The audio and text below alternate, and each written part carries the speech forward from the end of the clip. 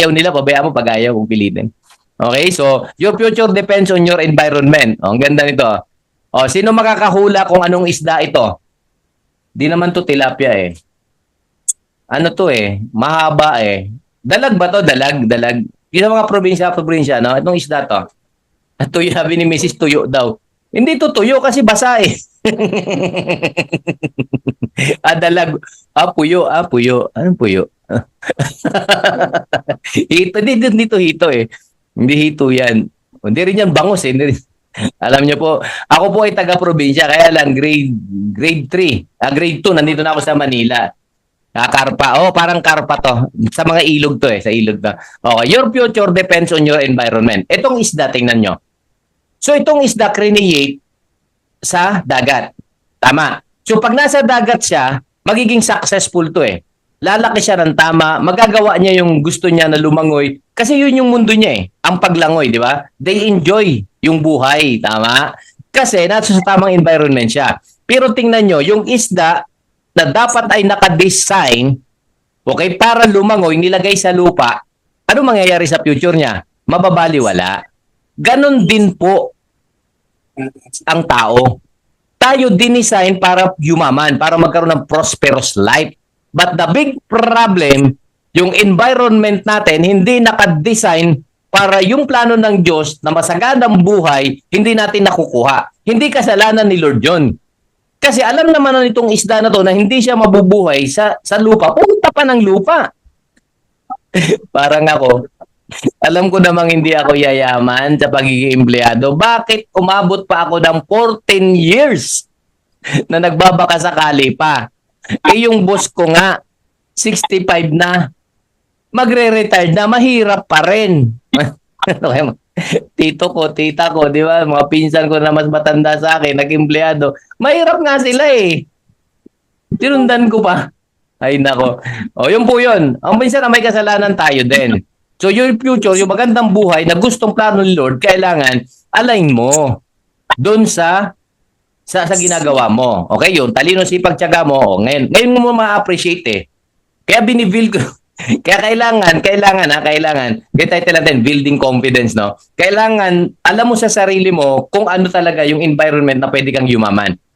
I always, kung meron kang choice, one of the.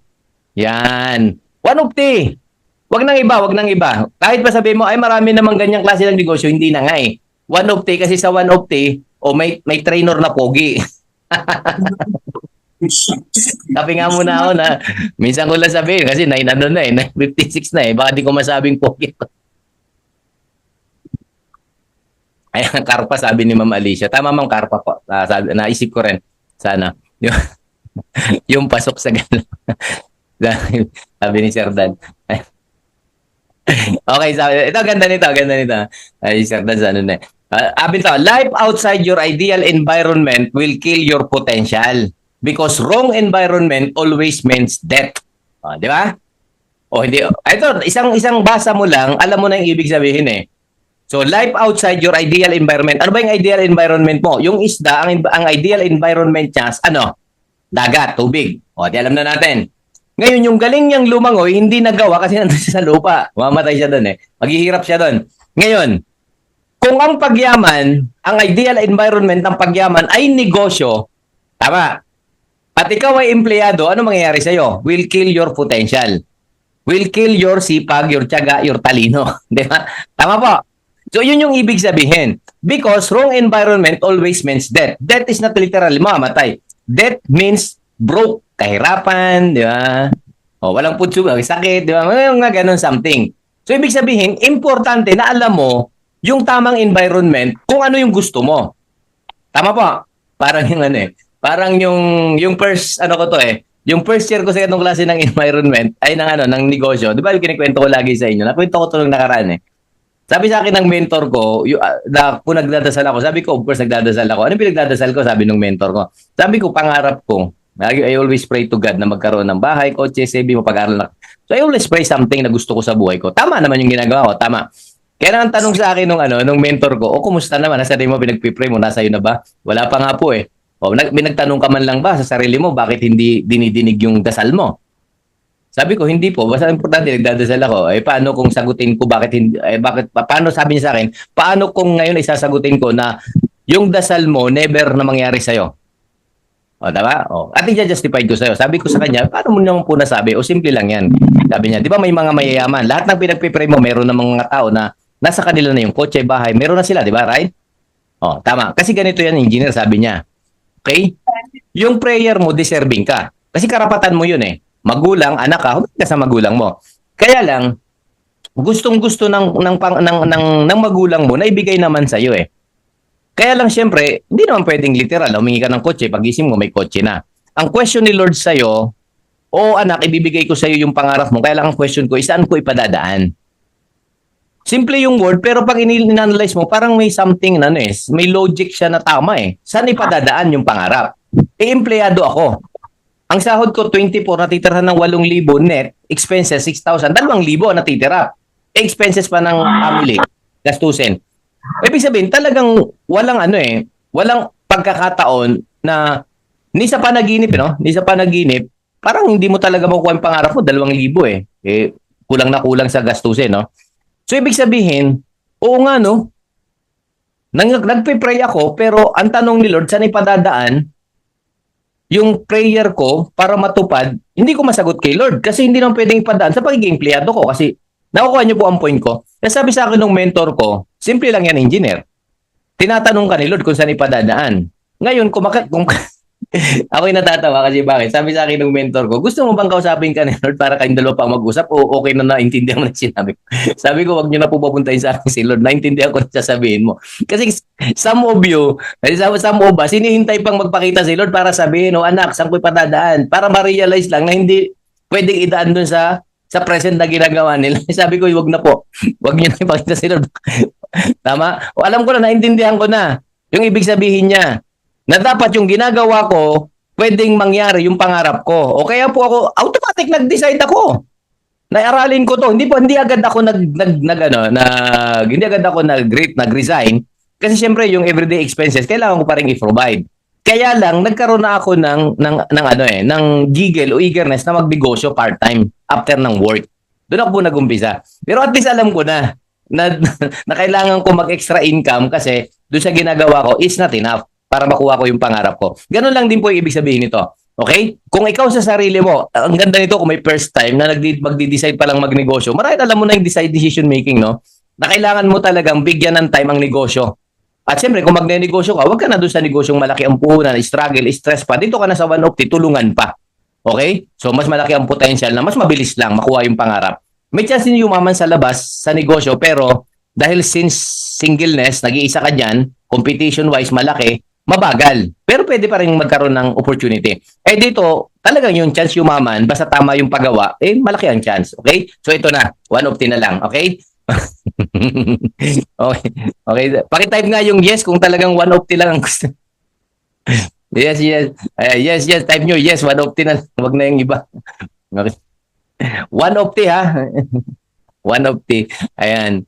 So, your future depends on your environment. O, tingnan nyo to. Ang ganda ng picture eh. Natutuwa ako sa picture na to. Goldfish to eh. Pang-aquarium lang to. Pero considered as fish pa rin siya. Pero nandun siya sa nandun siya sa dagat eh. So, feeling niya sa sarili niya, pating siya, no? Shark. So, ibig sabihin pala, like example, ganito na lang yung halimbawa. Marie Chris Maisa. Sabi sa kwento niya, hindi naman ako nag-iimbento. Butcher siya, high school graduate. Tama. High school graduate siya, pero nung nagnegosyo siya, na-build yung confidence niya, nayayaman siya. Tama? Kasi nasa tamang environment siya na pwede talaga siyang yumaman. Nakuha niyo po ang idea. Parang itong isda, goldfish siya, kung may level ang isda, mahinang, sabihin natin, hindi siya ganun kalakas na isda, pero dahil nasa dagat siya, ang feeling niya, siya yung pinakamalakas na isda.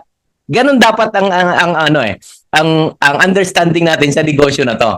Kaya wag mong ayoko po yung alam niyo po yung bababagsak yung yung tiwala niyo sa sarili niyo dahil sa sabihin natin hindi nakapag-aral, may edad, may kapansanan, please po, wag ganon. Kasi ang importante yung environment na ginagalawan mo no matter kung ano ka pa. Tama po, kasi madidevelop naman lahat ng bagay. Pangalawa, yung lahat ng hindi mo kayang gawin, pwede nating gawin. Like example, si Ma'am J, may mga leader siya na mga bulag, pipi. So hindi nila kayang makakita, hindi nila kayang makarinig. Pero ang magsisilbing mata, si Ma'am Jane eh. Ang magsisilbing tenga, si Ma'am Jane. Ang magsisilbing bibig, si Ma'am Jane kung pipi. So tulungan to. Tama? O parang ganito, hindi mo kayang mag-talk, hindi mag-invite ka sa Zoom. Pag sumali sa'yo, kita ka. O bakit mo pa kailangan bakit mo pa kailangan gawin yung isang bagay kung may tutulong naman sa'yo? O, di ba? O taga Davao, taga Manila ka, ang invite mo, taga Davao, ba't pupunta ng Davao? Di magagastusan ka pa. O, share mo yung link, di ba? Patinin mo Zoom, follow up mo, pag na-interest, papuntahin mo sa branch, pabilihin mo, i-guide mo, o tawagan mo si Ma'am Earl, i-assist ka ni Ma'am Earl, o di tapos. Yun ibig kong sabihin. Kung tama ang environment mo, no matter whatever kung ano pa yan, sigurado yayaman ka. Yun lang. Your future depends on your environment. At least may natutunan ka. Tama. O, si Ma'am na naman. O, ayan, tama daw sabi ni Ma'am. Ayan, 124, ano niya. Ayan, sige. Ayan, sige. Tuloy tayo. Wala pa bang tanong? Wala makapag-5. Big check, por ganun. What is your right environment to release the future? Ayan, tingnan nyo to Question to di ba? Question to, may what Ano daw ang right environment to release the future? Ano daw yung tamang environment? One of 10. Okay, so by the way, pag-usapan natin human, spiritual ano muna tayo? Papasok muna tayo dun sa spiritual ideas. Yan. Pag sabing spiritual ideas, dun muna tayo sa pinakamataas na antas ng mga ideas. Ito, the right environment of the human is the presence of God. Oh, di ba? Paano nyo po ito i-justify na the right environment to release the future para daw mangyari sa'yo yung future na design ng Diyos para sa'yo, dapat daw, okay, laging nasa sa'yo ang presence ni Lord. Tama Kung nasa sa'yo ang presence ni Lord, hindi ka panghihinaan ng loob Tama? O pag-usapan natin yung 85% na contributor ng success, attitude. Kung nasa iyo ang presence ni Lord, magdududa ka ba sa opportunity na ibinibigay ni Lord? Hindi Tama? Kung nasa sa iyo ang presence ni Lord, maniniwala ka ba? Of course naman. Kung nasa sa iyo ang presence ni Lord, magagalit ka ba? Kung may mga bagay na nangyayari sa iyo na hindi ka aya-aya? Parang hindi, no? Parang i-allowed mo lang na mangyari, no? Hindi ka panghihinaan ng loob, di ba? Kung nasa sa iyo ang presence of God, magseselos ka ba? Oy, mga babae, ibig sabihin, engineer, pag nagselos ako, wala yung presence ni Lord sa akin. Oo. At wala ka sa tamang environment para yumaman. Bakit? Masisira araw mo Tapos magmamarket ka, galit ka, hindi nakasimangot ka habang nagtutok. Di ba yun? O pamera. Di ba? Maganda pamera. Tagal bukol. Ito kasing asawa ko, sinira ang oras ko. Ba't bibili sa'yo? Akala nung kausap mo, pinagkakalitan. Pinagagalitan mo yung guest mo. O di nadamay. O walang presence of God. Di walang magandang ang galing, no? O kung nasa yung presence of God, masaya ka ba? Grateful ka ba? Yes. O di pag nag-network ka, o anong dala-dala mo? O edi likes attracts like. Sabi sa law of attraction, di ba? O likes attracts like. Kung ano kayo na na-attract mo, positibo kang tao dahil sa yung presence of Lord. Tama Ngayon ko lang din naisip, ang tamang environment kung ang presence ni Lord nasa sayo. Kasi naniniwala ka na lahat ng bagay may solusyon So may problema, wala. Sabi mo lang, thank you Lord. Alam ko naman, ikaw nagbigay ng problema, ikaw din bibigay ng solusyon dyan. Thank you sa solusyon, nagpasalamat na sa'yo, bibigay na sa'yo ni Lord, ito gawin mo. Tama ba? Yun po yung point. Okay? So, the right environment of the human, tayo is the presence of God. Pwede, no? Pwede. Okay? Tama ba to? Paki-type nga po kung tama. Kung thinking nyo lang, tama siya. Na kapag ang presence ni Lord nasa sa atin, masaya tayo. Mabait tayo. Hindi natin nakikita yung mga maling ginagawa ng offline natin. Okay, wala si si One of T kasi si One of T. Nung nag-question and answer, puro may may tawag doon? May hugot sample. One of T nagbalit ka na ng name mo ito pala, eksakto tong training na to Doon sa mga laging may dinadala. Sabi rito, what is your environment to release the future? Para daw mangyari yung future mo, yung plano ni Diyos na yumaman ka na. Presence of God. Yun. So, dapat starting today, wag na tayo maapektuhan sa mga negative na nangyayari sa buhay natin, ha? Tanggalin na yan, yung mga negative na yan. Between you and God lang. Kayo na lang mag-usap ni Lord. Tama? Si Lord naman nagbibigay ng opportunity sa atin eh. Si Lord na nagbibigay ng mga taong kakausapin natin. Si Lord din na nagpapa-oo. O, kung masaya ka, edi walang dahilan si Lord para palungkutin ka. O, masaya ka eh. Bibigay ni Lord sa'yo. Mga taong magpapasaya sa'yo. Saan ka ba masaya? Saan? Sa pay-in. Pag may pay-in, may check eh. Di ba sa'yo? Lagi nakikita ni Lord, malungkot ka eh. Mabinigyan ka ni Lord ng mga taong hindi sasali. Kasi akala ni Lord, gusto mong maging malungkot. Tama ulit eh. Mayroong mga ganong sa mga talk. Tama eh. Sa likod. Ayoko nun. Parang script yung talk pag magsasalita ng tama. By the way, pag nagtutok, wag na po kayo magsasalita ng ganon ha. Pag nasa likod kayo. Pangit tingnan eh. Kasi parang yung mga guest natin, maganda naman yung negosyo natin eh. Saka alam naman nila kung tama o mali eh. Bakit pa kailangan nating tama eh? May tama ka kaya. Nagiging scripted eh. Parang nagiging, di ba? Parang kami noon eh. Kami po, nung mga unang, kwento ko lang to ha. Andyan pa naman kayo, di ba? 65 pa rin tayo. Ayan. Nung una pong mga taon namin sa network, ito ginagawa namin.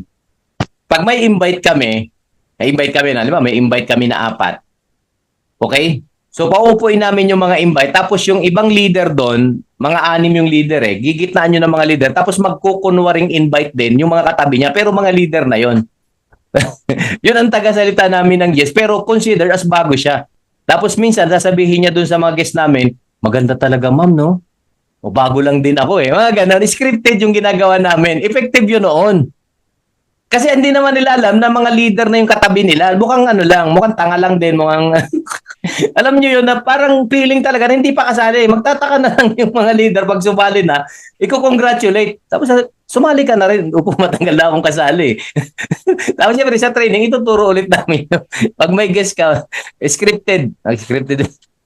Ngayon, pwede nyo pa rin gawin. Kaya lang, parang hindi na siya effective. Kasi ngayon, matatalino ng tao, painumin mo na ng product. Para pag gumaling, tapos na laban.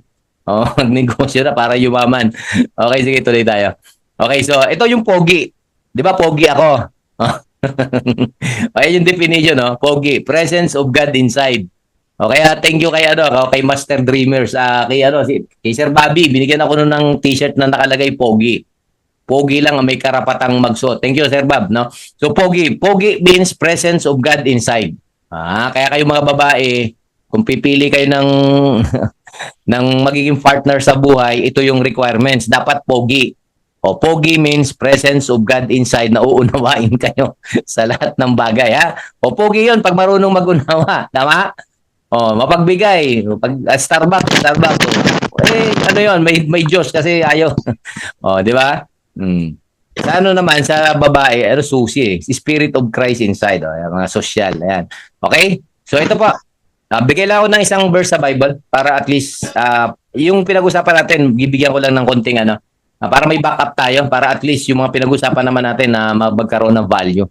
Sabi rito, sa John 15 verse 5, I am the vine. When we say vine, yung puno, right? And you are the branches. So we are the branches. Kasi branches tayo. Sabi niya, si Lord, He who abides in me, kung susunod ka sa akin, and I in Him, at ako ay nasa sayo. Yung pogi inside, presence of God inside, you bears much fruits. So, aani ka ng maraming leader. Maraming PE, no? But, for without me, you can do nothing. Kahit anong galing mo, walang sasali. Tama eh. Tama. Sobrang tama to. Okay? So, simple lang naman, pag masaya ka, consider, nasa si Lord. Pag mabait ka, nasa si Lord. Masayahin ka, matulungin ka. Okay? Alam mo yun, alam naman ni Lord yun. Kung nasa sa atin, ikaw ang nakakaalam. Pag hindi maganda ginagawa, wala sa si Lord. Ay, nako, walang branch. Putol yung branch. Pag yung puno, ikaw sanga ka, di ba? O hiwalay ka sa puno, hindi ka mamumunga. Tama rin, di ba? Kasi wala yung puno. Nahiwalay ka eh. Unless itanim ka, magkakaroon ka ng ugat. Hindi naman marahil mangyayari yun. Tama? Tama talaga. So if you abide in me and my words abide in you, you will ask what you desire. and it shall be done to you. Kung ibig sabihin, sabi ko, di ba, presence of God inside, yun yung right environment para i-release yung future mo, yung plano ni Lord na maging successful tayo, yumaman tayo. Plan to prosper you, di ba? Not to harm you. Yun yung plano ni Lord eh. So, ibig sabihin, kapag nasa sayo si Lord, hingin mo na kung ano yung kailangan mo at mangyayari. So, hindi ka pwedeng humingi ng leader kung wala sa si Lord. At bagay para ibigay sa iyo yung leader, anong kailangan? The kingdom of God is in with you. Is in within you. No ID, no entry. 'Di ba? Sabi nga, the kingdom of God is full of joy, full of love. Ano pa? Yung mga gandang bagay. Full of something na masaya. Ganun, no? Full of happiness. Yun yung kingdom of God. So, kailangan, ikaw mismo talaga ang magbago. What we need to do is to align kung ano yung gusto natin. Okay? Yung emotion na meron tayo is kailangan ma-practice na talaga. Kaya pala live in the now, no? Ang lalim pala nun, yung live in the now. Tama? Ngayon lang natin nare-realize, no? Yung mabuhay ka sa present na dala-dala mo na yung future mo. Yung pala yung base, no? Kasi sabi rito, you will ask what you desire and it shall be done for you. Mangyayari daw lahat ng bagay na gusto